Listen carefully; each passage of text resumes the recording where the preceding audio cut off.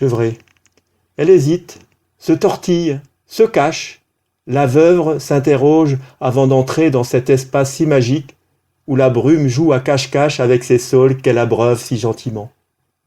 Ils se mirent en se penchant dangereusement et risquent de plonger la tête la première en brisant leur propre miroir. La veuve disparaît corps et âme dans les temps, elle réapparaît quelques pas plus loin sous le pont roman et prend le nom de Chevrée. Après ce rite de passage, elle s'alimente d'histoires séculaires avant de quitter ce pont définitivement et reprendre sa route pour de nouvelles aventures.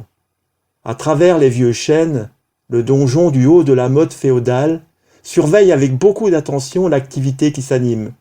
Le grèbre tricolore, avec sa petite huppe noire, est inquiet. Sa tête tourne autour de son corps et hop, il plonge pour réapparaître quelques secondes plus tard, toujours aussi majestueux. Des colverts dansent autour d'un nénuphar. Un peu plus loin, un rat musqué trace sa route vers sa berge.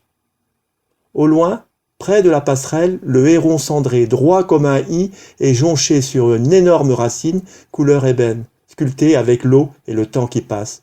En un instant, il prend son envol et disparaît dans la ouate du matin en lâchant son cri rauque. Ah! Une carpe, muette à jamais ses forces d'effrayer canard, foulque et martin pêcheur au milieu de l'étang. Elle se tortille, claque l'onde claire avec sa queue et trouble son reflet qui scintille au soleil. Cette blessure se referme par miracle et Chevrée retrouve toute sa quiétude. Sa parade nuptiale ne laisse personne indifférent. Ce matin, Chevrée se lève, légèrement fiévreux.